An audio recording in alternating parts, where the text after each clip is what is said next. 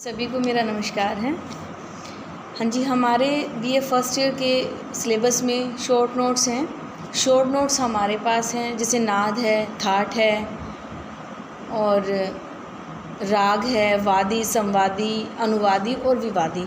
ये short notes हैं हमारे पास बीए फर्स्ट सेम के। तो हम सबसे पहले नाद करेंगे। नाद को संगीत का मूलधार माना गया है। संगीत में उपयोग होने वाली नियमित व स्थिर आंदोलन वाली मधुर ध्वनि नाद कहलाती है। नाद शब्द की उत्पत्ति न जमा द दो शब्दों से मिलकर हुई है। न से नकार तथा द से डाकार। अतः वायु और अग्नि के संयोग से अभिव्यक्त होने पर यह नाद कहलाता है। नाद का साधारण अर्थ है आवाज़। आवाज़ की उत्पत्ति कंपन से होती है। नाद की परिभाषा: जिस आवाज़ में नियमित आंदोलन होते हैं वह ध्वनि जो संगीत में प्रयोग होती है, संगीत उपयोगी ध्वनि को नाद कहते हैं। नाद के दो प्रकार हैं, आहत नाद और अनाहत नाद। आहत नाद: जो नाद किसी आघात के द्वारा उत्पन्न होता है उसे आहत नाद कहते हैं। दो वस्तुओं को रगड़ना या आपस में टकराव से पैदा हुई ध्वनि को आहत नाद कहते हैं। जैसे मिजराव से सितार पर आघात करने से आवाज़ पैदा होने से जो आवाज़ आती है, पैदा होती है जो आवाज़, उसको आहत नाद कहते हैं। अनाहत नाद: जो ध्वनि बिना किसी आघात के उत्पन्न होती हो वह अनाहत नाद कहलाती है।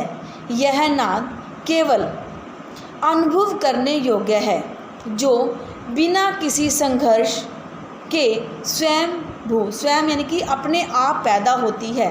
जिस प्रकार दोनों कानों को बंद करने से हमें घन घन या सैं सैं इसकी आवाज़ सुनाई देती है, इस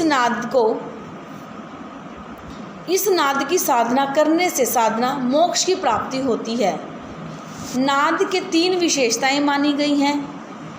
फर्स्ट पे नाद का ऊंचा नीचापन, सेकंड नाद का छोटा बड़ापन, थर्ड नाद की जाति या गुण। नाद का गुण भी कह सकते हैं, नाद की जाति भी कह सकते हैं। अब फर्स्ट हमारा है नाद का ऊंचा नीचापन। प्रत्येक नाद दूसरे नाद से ऊंचा तथा नीचा होता है। जैसे सा से रे ऊंचा है तथा गा से रे नीचा है। जब एक नाद दूसरे नाद से ऊंचा है तो उस नाद को ऊंचापन कहेंगे, और जब एक नाद दूसरे नाद से नीचा हो तो उसको नाद का नीचापन कहेंगे। नाद का ऊंचा नीचापन नाद से उत्पन्न आंदोलन संख्याओं से होता है। आंदोलन संख्या तथा आवृत्ति कितनी अधिक होगी या कितनी कम होगी, या बढ़ेगी या ज़्यादा होगी, ये उस पर निर्भर करता है। उदाहरण स्वरूप मा स्वर की आंदोलन संख्या गा स्वर की आंदोलन संख्या से अधिक है। माँ की गा से आंदोलन संख्या अधिक है, इसीलिए गा स्वर जो माँ स्वर है वो गा स्वर से ऊंचा होगा। ऐसे ही रे स्वर की आंदोलन संख्या से गा स्वर की आंदोलन संख्या, रे स्वर की आंदोलन संख्या और गा स्वर की आंदोलन संख्या को जब हम देखेंगे तो रे की आंदोलन संख्या अगर कम है तो वो नाद का नीचापन कहलाएगा। अब है नाद का छोटा बड़ापन। एक ही नाद धीमा भी हो सकता है और तेज भी हो सकता है। जब उस पर जितना आघात प्रबल होगा, ध्वनि का विस्तार उतना ही अधिक दूर तक होगा। धीरे से उत्पन्न ध्वनि छोटा नाद और जोर से उत्पन्न ध्वनि बड़ा नाद कहलाती है। जैसे तानपुरे के तार को जोर से छेड़ने पर तार के कंपन अथवा आंदोलन का विस्तार अधिक होता है तो वह नाद का बड़ापन होगा। इसी प्रकार यह भी स्पष्ट होता है कि तीव्रता कंपन विस्तार पर निर्भर करती है। विस्तार के अनुसार ही तीव्रता घटती या बढ़ती रहती है। ऐसे हमारा थर्ड पॉइंट है नाद की जाति। नाद की जाति भी कहेंगे इसको, नाद का गुण भी कहेंगे। प्रत्येक ध्वनि नाद की जाति के कारण ही एक दूसरे से भिन्न भिन्न होती है। इससे यह स्पष्ट हो जाता है कि नाद किस वाद्य, व्यक्ति या प्राणी विशेष का है। नाद उत्पन्न होने के साथ ही यह पता चल जाता है कि अमुक नाद मध्यम कहाँ से उत्पन्न हो रहा है। ये तो हमारी नाद की डेफिनेशन थी। सेकंड अब हम करेंगे, हमारी सेकंड डेफिनेशन है राग। राग क्या है? पहले हम राग के बारे में करेंगे कि राग शब्द रंज धातु से उत्पन्न माना गया है, जिसका अर्थ है रंजन अथवा आनंद, रंजकता पैदा करना। राग अर्थात आनंददायक या रस देने वाला होता है। इसी आधार पर संगीत विद्वानों ने राग को रंजकता से या मन को आकर्षित करने से दर्शाया गया है। या हम ऐसे भी कह सकते हैं कि जो ध्वनि स्वर तथा वर्ण से सुशोभित होकर साधारण जन के चित्त को आनंद की अनुभूति करवाए, उसे संगीत विद्वान राग कहते हैं। राग ही विभिन्न प्रकार के रसों का स्वादन करवाने में सक्षम है। इसीलिए राग को रागात्मक राग कहकर भी पुकारा जाता है। अब है राग के लक्षण। राग के लक्षण हैं हमारे, आधुनिक समय में राग के निम्न लक्षण माने जाते हैं। नंबर 1 फर्स्ट पॉइंट है, राग वह रचना मानी गई है जो मधुर हो, कर्ण प्रिय हो और मानव मन को अनुभूति कराए। इसलिए राग में रंजकता का गुण होना आवश्यक है, या हम यूँ कह दीजिए कि राग में रंजकता का होना अनिवार्य है। सेकंड पॉइंट है हमारा, राग में कम से कम 5 और अधिक से अधिक 7 स्वरों का होना जरूरी होता है। 5 से कम स्वरों को हम राग नहीं कह सकते। राग में कम से कम 5 और अधिक से अधिक 7 स्वरों का ही प्रयोग होता है। 5 स्वरों से कम स्वर का राग नहीं हम मान सकते। थर्ड पॉइंट है, राग की उत्पत्ति थाट से मानी जाती है। जो राग है, राग की उत्पत्ति, रागों की उत्पत्ति थाट से मानी जाती है। फोर्थ पॉइंट है हमारा, राग में आरोह अवरोह होना दोनों का आवश्यक है। राग जब हम बजाते हैं तो उसमें आरोह भी और अवरोह दोनों का होना आवश्यक है। नेक्स्ट पॉइंट है हमारा, राग की उत्पत्ति थाट से मानी जाती है। फिर नेक्स्ट पॉइंट है हमारा, राग में आरोह अवरोह होना आवश्यक है। राग में एक स्वर के 2 रूप एक साथ प्रयुक्त नहीं हो सकते। राग में जो एक स्वर है, स्वर के 2 रूप इकट्ठे प्रयुक्त नहीं हो। राग में सा स्वर कभी भी वर्जित नहीं होता। जो राग में सा स्वर है उसको हम कभी भी वर्जित नहीं करते, क्योंकि सा स्वर आधार स्वर माना गया है। राग में मध्यम तथा पंचम कभी भी एक साथ प्रयोग नहीं हो सकते। राग में या तो मा यूज़ होगा या पा यूज़ होगा। मतलब हम कह सकते हैं कि राग में माँ को और पा को, मध्यम को और पंचम को एक ही समय हम दोनों स्वरों को वर्जित नहीं कर सकते। अब हमारा नेक्स्ट लास्ट है, अब हमारा नेक्स्ट पॉइंट है थाट। थाट क्या है? थाट को राग का जनक कहा गया है। थाट से राग की उत्पत्ति होती है। जिस प्रकार किसी व्यक्ति के बालक पैदा होने पर उसे उस बालक का पिता कहा जाता है, उसी प्रकार थाट से राग उत्पन्न होता है। इसीलिए थाट को राग का जन्य कहा जाता है, राग का पिता कहा जाता है, यानी कि जनक है वो राग का थाट। तो राग का हम दूसरा नाम भी है, राग को हम मेल नाम से भी इसको जाना जाता है। थाट का दूसरा नाम है मेल। अब इसको हम राग को मेल भी कह सकते हैं। 12 स्वरों में मतलब इसकी डेफिनेशन इस तरह से है, वह स्वर समूह जो राग उत्पन्न कर सके, वह स्वर समूह जो राग उत्पन्न कर सके उसे मेल कहा जाता है, या हम कह दें थाट कहा जाता है। 12 स्वरों में से 12 स्वरों को क्रमानुसार 7 स्वरों के समुदाय को थाट कहते हैं। अब हम करेंगे थाट के लक्षण। थाट के क्या लक्षण हैं? फर्स्ट है हमारा, थाट में कम से कम तथा अधिक से अधिक 7 स्वर होते हैं, तभी थाट संपूर्ण माना जाता है। कहने का अर्थ है कि जो थाट है, थाट में कम से कम और अधिक से अधिक 7 स्वरों का होना जरूरी है। तभी वह थाट संपूर्ण माना जाता है। सेकंड पॉइंट हमारा, थाट में स्वर क्रमानुसार होने चाहिए। क्रमानुसार, एक के बाद एक, सा के बाद रे। थाट में स्वर क्रमानुसार होने चाहिए, जैसे सा, फिर रे, फिर गा, फिर मा, पा, धा और फिर नी, इस तरह से। थर्ड पॉइंट है हमारा, थाट में आरोह अवरोह दोनों का होना आवश्यक नहीं है। जो थाट है, थाट में हमारा आरोह अवरोह दोनों का होना आवश्यक नहीं है। केवल आरोह से भी थाट की पहचान करवाई जा सकती है। कहने का अर्थ है कि हम सिर्फ आरोह से ही हम ये बता सकते हैं कि हमारा राग किस थाट का है। नेक्स्ट पॉइंट हमारा है, थाट में एक ही स्वर का केवल एक ही रूप प्रयोग होता है। नेक्स्ट पॉइंट है, थाट गाए बजाए नहीं जाते, इसलिए इसमें रंजकता का गुण आवश्यक नहीं है। जो थाट होते हैं वो कभी भी गाए बजाए नहीं जाते, रागों को गाया बजाया जा सकता है और थाट में रंजकता का गुण भी नहीं होना आवश्यक नहीं माना जाता। हमारा लास्ट पॉइंट है, थाट में अनेक राग उत्पन्न करने की क्षमता होती है। जो थाट होते हैं, थाट में ही रागों को उत्पन्न करने की क्षमता होती है। अब हमारे आते हैं थाटों की संख्या। थाट की संख्या है 10। भारतीय संगीत में 10 थाट माने गए हैं। भातखंडे जी ने 10 थाटों के अंतर्गत हिंदुस्तानी संगीत में इनको बांधा है, रागों में, अनेक रागों में इनको बांधा है। 10 थाट कौन कौन से हैं? 10 थाट है हमारे बिलावल, कल्याण, खमाज, असावरी, काफ़ी, भैरवी, भैरव, मारवा, पूर्वी और तोड़ी, ये हमारे 10 थाट हैं। इन 10 थाटों की हम पहचान कैसे करेंगे? जो बिलावल थाट के हैं उनकी पहचान हम ऐसे करेंगे कि उनके प्रत्येक स्वर, बिलावल थाट में प्रत्येक स्वर शुद्ध होते हैं। उनमें सा रे गा मा पा धा नी तक हम जब लिखेंगे, स्वरों को हम लिखेंगे तो सा रे गा मा पा धा नी शुद्ध आएंगे हमारे, बिल्कुल। सेकंड हमारा है, सेकंड थाट हमारा है कल्याण। कल्याण माँ तीव्र, कल्याण थाट का जो कल्याण थाट है उसमें माँ तीव्र होता है, अन्य सभी स्वर शुद्ध लगते हैं। जो कल्याण थाट होता है उसमें माँ सिर्फ तीव्र होगा, बाकी सभी स्वर शुद्ध होंगे। तो इसमें सा रे गा मा पा धा और नी, इसे ऐसे हम लिखेंगे इसको सीक्वेंस वाइज, पर माँ को हम तीव्र करेंगे। माँ तीव्र होगा, बाकी सभी स्वर शुद्ध होंगे हमारे। थर्ड हमारा है खमाज।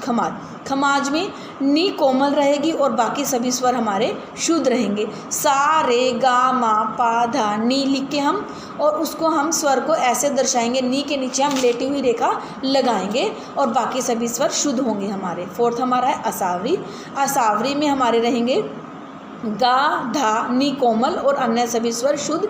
जब हम स्वर लिखेंगे सा रे गा मा पा धा नी, ऐसे ही गा को, धा को, नी को कोमल का निशान लगाएंगे और अन्य सभी स्वर ऐसे ही शुद्ध होंगे। फिर काफ़ी आता है हमारा। काफ़ी थाट में गा और नी कोमल, अन्य सभी स्वर शुद्ध। भैरवी में रे धा कोमल और अन्य सभी स्वर शुद्ध। मारवा में रे कोमल और मा तीव्र, अन्य सभी स्वर शुद्ध। पूर्वी में रेधा कोमल, माँ तीव्र और अन्य सभी स्वर शुद्ध। तोड़ी में रे गाधा कोमल, माँ तीव्र और अन्य सभी स्वर शुद्ध। अब जब हमने ये थाट लिखे हैं, बिलावल, कल्याण, खमाज, असावरी, काफ़ी, भैरव, भैरवी, मारवा, पूर्वी, तोड़ी, ये 10 थाटें लिखी हैं। साथ में हम इसकी पहचान करने के लिए इनके स्वरों को ऐसे लिखेंगे, माँ तीव्र, अन्य सभी शुद्ध। कल्याण में, खमाज में नी कोमल, अन्य सभी स्वर शुद्ध। असावरी में गा धा नी कोमल, अन्य सभी स्वर शुद्ध। काफ़ी में गा नी कोमल, अन्य सभी स्वर शुद्ध। भैरवी में रे गा धा कोमल, अन्य सभी स्वर शुद्ध। और भैरव में रे धा कोमल, अन्य सभी स्वर शुद्ध। मारवा में रे कोमल, माँ तीव्र, अन्य सभी स्वर शुद्ध। पूर्वी में रे कोमल, माँ तीव्र, अन्य सभी शुद्ध। तोड़ी में रे गा धा कोमल, माँ तीव्र, अन्य सभी शुद्ध। ऐसे ही फिर हम स्वर लिखेंगे। हम इसका इंडेक्स बना लेंगे। इंडेक्स में पहले इंडेक्स में थाट का नाम, सेकंड इंडेक्स में पहचान, स्वरों की पहचान, थर्ड में स्वर क्या है हमारे। जैसे कि पहले हम स्वर लिख लेंगे। सभी हम 10 के 10 थाटों में सारे गामा पाधानी, सारे गामा पाधानी, ऐसे ही सारे सीक्वेंस बना लेंगे। फिर जो हमने पहचान करी है, सभी शुद्ध है तो सभी शुद्ध छोड़ने हैं। कल्याण में माँ तीव्र है तो उस सीक्वेंस में सारे गामा पाधानी में माँ को तीव्र दर्शाएंगे। ऐसे ही खमाज में नी को कोमल करेंगे, असावरी में गाधानी को कोमल करेंगे। ऐसे ही हम इंडेक्स बना के उसको फिर हम ऐसे कोमल दर्शाएंगे, जिससे कि हमारी इंडेक्स बहुत अच्छी लगेगी और हमारा कल्याण जब जब हमारा एग्ज़ाम में मतलब थाट लिखने को आए तो हमें ये साफ़ सुथरा और अच्छा भी लगता है, एग्ज़ामिनर को भी इसमें अच्छा कंफर्टेबल फील होता है। तो अब हम राग की और थाट की तुलना करेंगे। वैसे तो मोस्टली राग का अलग से शॉर्ट नोट्स आता है, थाट का अलग से शॉर्ट नोट्स आता है। आपके शॉर्ट नोट्स ऐसे ही आएंगे, थाट या राग या फिर वादी या फिर संवादी या फिर मतलब जो भी झाला है, थोड़े ऐसे हैं। बट फिर भी इसका मैं अलग से आपको बताऊंगी राग और थाट की तुलना, राग की और थाट की क्या तुलना है। राग में फर्स्ट नंबर पर राग की उत्पत्ति थाटों से मानी गई है। ऐसे ही थाट सप्तक के शुद्ध तथा विकृत स्वरों से बताए गए हैं। मैं साथ साथ राग और थाट इकट्ठे ही दोनों का डिफरेंस बताऊंगी, दोनों की तुलना साथ साथ ही करूंगी। ऐसे नहीं कि पहले राग को और फिर थाट को, राग एक पॉइंट, थाट का भी वही नेक्स्ट उसी का पॉइंट, ऐसे राग का सेकंड पॉइंट, ऐसे ही फिर थाट का भी सेकंड पॉइंट, ऐसे आपको इजी समझ आ जाएगा। फर्स्ट पॉइंट दोबारा से मैं बता रही हूँ, राग की उत्पत्ति थाट से मानी गई है और थाट सप्तक के शुद्ध तथा विकृत स्वरों से बताए गए हैं। सेकंड पॉइंट है हमारा, राग में कम से कम 5 तथा अधिक से अधिक 7 स्वर अनिवार्य हैं। थाट में 7 स्वर आवश्यक हैं, 7 स्वरों से ही थाट संपूर्ण होता है। थर्ड पॉइंट है, राग गाए जाते हैं, थाट गाए नहीं जाते। फोर्थ पॉइंट है, राग में रंजकता आवश्यक है, राग में रस होता है, थाट में रंजकता नहीं होती। फिफ्थ पॉइंट है, राग में स्वरों का क्रमानुसार होना आवश्यक है, थाट में क्रम अनुसार होना, स्वर क्रमानुसार होना चाहिए। रागों में स्वरों का क्रमानुसार होना आवश्यक नहीं है, सॉरी मैं गलत बोल गई, कि रागों में स्वरों का क्रम अनुसार होना आवश्यक नहीं है। कैसे भी हम कर सकते हैं, जैसे भी मान लो सा रे गा रे गा, इस तरह से हम आगे पीछे कर सकते हैं, पर थाट में स्वर क्रमानुसार ही होने चाहिए। 6 पॉइंट हमारा है, राग में आरोह अवरोह दोनों आवश्यक हैं, राग में आरोह भी अवरोह भी दोनों आवश्यक माने गए हैं। थाट में केवल आरोह का ही होना आवश्यक है। आरोह से ही हमें थाट की पहचान हो जाती है कि ये कौन से थाट का राग है या कौन सा ये थाट है। 7 पॉइंट हमारा है, रागों का नामकरण स्वतंत्र है, थाटों का नाम उससे उत्पन्न माना, थाटों का नाम उनसे उत्पन्न माने गए प्रसिद्ध रागों के आधार पर ही हुआ है। तो ये तो हमने राग और थाट की तुलना की है। अब हमारा शॉर्ट नोट्स आगे से है, वादी, संवादी, अनुवादी और विवादी, ये 4 शॉर्ट नोट्स हैं हमारे, इनको हम करेंगे। अब वादी स्वर क्या है? वादी स्वर जो स्वर राग में सबसे महत्वपूर्ण होता है, जो अंश स्वर माना गया है, जो राग हम करते हैं, जो सबसे इम्पोर्टेंट पार्ट होता है, वादी स्वर का सबसे इम्पोर्टेंट पार्ट होता है, वादी स्वर सबसे महत्वपूर्ण माना गया है।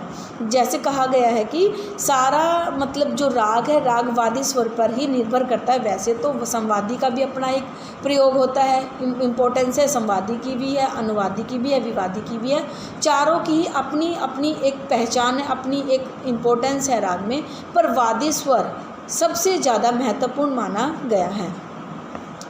अब हम इसको वादी स्वर को जीवन स्वर, अंश स्वर या प्रधान स्वर भी कहते हैं। राग रूपी राज्य में वादी स्वर को राजा की संज्ञा दी गई है। जो राग है, राग रूपी राज्य है, जैसे हमारा राज्य है, राज्य काल में राजा ही सारे मतलब राज्य का कारोबार संभालता है, उस काम को करता है, वो आगे अपने मतलब जैसे मंत्री से, सेवकों से, जनता से काम करवाता है, तो सबसे इम्पोर्टेंट पार्ट है राजा का। तो ऐसे ही राग रूपी राज्य को चलाने के लिए वादी स्वर सबसे महत्वपूर्ण है। अब किन्हीं 2 स्वरों के समान होने और वादी स्वर भिन्न भिन्न हो तो समान स्वर होने पर भी राग पृथक पृथक होंगे। जैसे भूपाली और देशकार स्वर के, जो भूपाली राग है और देशकार है, उन दोनों में स्वर तो समान है पर दोनों के वादी अलग अलग है। राग भूपाली का वादी स्वर गा है और देशकार का वादी स्वर है धा, तो दोनों के वादी स्वर अलग हैं पर वैसे इनका स्वरूप सेम है। ऐसे ही मारवा तथा पूर्वी राग के स्वर भी समान है, किंतु वादी स्वर की विभिन्नता के कारण ही दोनों अलग अलग माने जाते हैं। इतना ही नहीं, वादी स्वर में राग के समय को भी पहचान करवाई जाती है। जो वादी स्वर है, वादी स्वर से हमें राग की पहचान भी होती है कि ये कौन से भाग का है, पूर्व भाग का है या उत्तरांग भाग का है। पूर्व भाग का राग तब हम कहेंगे जब हमारा वादी स्वर, पहले तो पूर्व और उत्तरांग भाग को मैं आपको डिफाइन करूंगी, जैसे सा रे गा मा, पा धा नी और सा तक। तो पहला पार्ट हमने सा रे गा मा तक हमने पूर्व भाग लिया, पा धा नी सा को हमने उत्तरांग भाग लिया। अगर हमारा वादी स्वर सा रे गा और मा इन चारों में से वादी स्वर है तो हमारा राग होगा पूर्वांग वादी, और ऐसे ही पा धा नी सा में से है तो हमारा राग होगा उत्तरांग प्रधान राग। इससे हमें उत्तरांग का और पूर्वांग का और उत्तरांग का दोनों का पता चलता है। रागों से हमें समय का भी पता चलता है, वादी स्वर से हमें समय का भी पता चलता है। यदि किसी राग का वादी स्वर पूर्व में अर्थात सा रे गा के अंतर्गत होगा तो राग दिन के 12 बजे से लेकर रात के 12 बजे के अंतर्गत गाया बजाया जाएगा। और यदि किसी राग का वादी स्वर उत्तरांग में अर्थात पा धा नी सा के अंतर्गत होगा तो वह राग रात के 12 बजे से लेकर दिन के 12 बजे के समय गाया बजाया जाएगा। अतः कहा जा सकता है कि इससे रागों के समय की भी पहचान होती है कि किस समय इसको गाया बजाया जाता है। अब वादी स्वर, इसको वादी स्वर को हम प्राण स्वर भी कहेंगे, प्राण यानी कि जीवनधार। अब हमारा है सेकंड पॉइंट, इसका वादी के बाद हम करेंगे संवादी। संवादी हमारा पार्ट आगे कि राग में जो स्वर वादी स्वर से कम, वादी स्वर से थोड़ा कम लगेंगे, जिनका महत्व वादी स्वर से थोड़ा कम रहता है, वो स्वर वादी स्वर कहलाते हैं। वादी स्वर के साथ संवाद रखने वाले, वादी स्वर के साथ संवाद रखने वाले स्वर को हम संवादी स्वर कहेंगे। जैसे राग रूपी राज्य में संवादी स्वर को उपमा मंत्री के समान मानी गई है। जो राज्य है, राज्य में राजा के बाद मंत्री है, तो मंत्री की जितना इम्पोर्टेंस है राजा के बाद, ऐसे ही राग रूपी राज्य में वादी स्वर के बाद संवादी का उतना ही रोल है। जिस प्रकार राज्य को चलाने के लिए किसी सहयोगी मंत्री की आवश्यकता होती है, इसी प्रकार यदि वादी स्वर राजा है तो संवादी स्वर मंत्री होता है। वादी स्वर का संबंध संवादी स्वर से बहुत अधिक होता है। वादी तथा संवादी स्वर में षड्ज मध्य भाव तथा षड्ज पंचम भाव होता है। इसका अर्थ यह हुआ कि वादी स्वर से संवादी स्वर सा मा या सा पा का भाव होता है। उदाहरण के लिए राग खमाज का वादी स्वर गा संवादी स्वर नी है। यदि गा को हम सा मान ले तो इस आधार पर नी इसका पंचम स्वर होगा अर्थात षड्ज पंचम भाव होगा।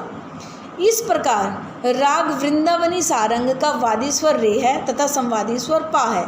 यदि रे को सा मानकर चले तो पा स्वर माँ बने, अगर रे को सा मान ले और पा को हम माँ मान ले। इस प्रकार वादी तथा संवादी स्वर के निर्माण में एक दूसरे के पूरक होंगे या एक दूसरे से अलग होंगे तथा दोनों के संवाद से ही राग में सौंदर्य दिखाई देता है।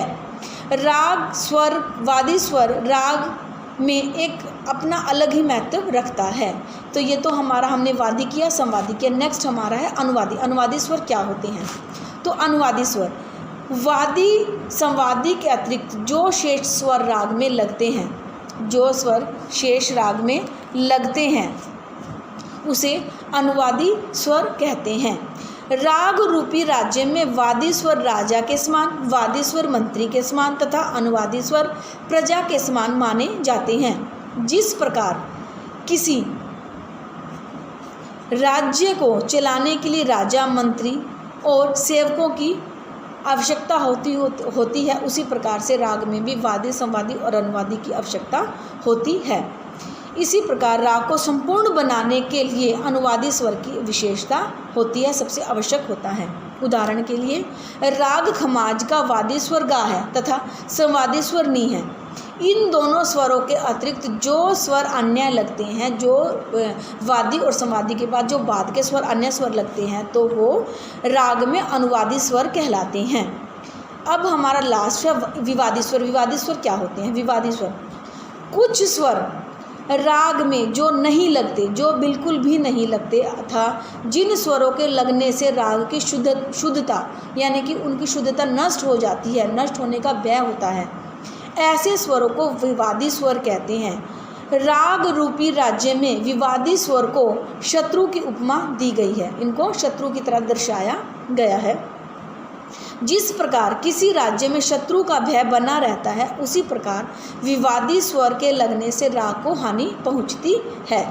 वैसे तो वादी स्वर राग में लगना ही नहीं चाहिए, लगना ही नहीं होता, परंतु कुछ कुशल गायक या कुछ वादक राग की सुंदरता को बढ़ाने के लिए कभी कभी विवादी स्वर का प्रयोग भी करते हैं, विवादी स्वर को राग में लगाते भी हैं राग की सुंदरता को बढ़ाने के लिए। जैसे राग केदार, केदार को ही देख लो, राग केदार में हमारा जो नी है, नी हमारा कामोद राग में कोमल निषाद का प्रयोग जो है, जो राग केदार में हम नी को प्रयोग करते हैं, वैसे तो हम शुद्ध नी का यूज़ करते हैं, पर राग की सुंदरता को बढ़ाने के लिए हम शुद्ध नी के साथ साथ हम कोमल नी का भी प्रयोग करते हैं। जैसे धा नी, धा के साथ नी का यूज़ हम करते हैं और फिर वापस वो धा नी के बाद धा नी धा पर ही चला जाता है। तो ऐसे ही हम इसको राग की सुंदरता बढ़ाने के पर्पज़ से यूज़ करते हैं। केदार तथा कामोद राग में आरोह में अवरोह में कोमल निषाद का प्रयोग विवादी स्वर के नाते किया जाता है। यहाँ तक कि कुछ रागों में तो विवादी स्वर का प्रयोग अनुवादी स्वर की तरह ही होता है। जिस प्रकार राग बिहाग में, राग जो बिहाग है उसमें तीव्र मध्यम तथा राग भैरवी में शुद्ध रे, इन स्वरों की तरह ही अन्य स्वरों की तरह इनका प्रयोग किया जाता है। जिस प्रकार राग बिहाग में तीव्र मध्यम तथा भैरवी में शुद्ध, इन स्वरों के लगने से इन दोनों रागों की सुंदरता और भी बढ़ जाती है। यानी कि वैसे तो राग में तीव्र मध्यम नहीं लगता, तीव्र शुद्ध लगता है, पर कुछ इसमें तीव्र मध्यम भी विभाग में लगाते हैं। माँ तीव्र भी माँ शुद्ध भी राग की सुंदरता के लिए इसका यूज़ करते हैं। विवादी स्वर का प्रयोग करने के लिए कुशल गायक ऐसे विवादी स्वर का प्रयोग करते हैं, इसीलिए विवादी स्वर की भी एक अपनी इम्पोर्टेंस है, अपना एक महत्व है।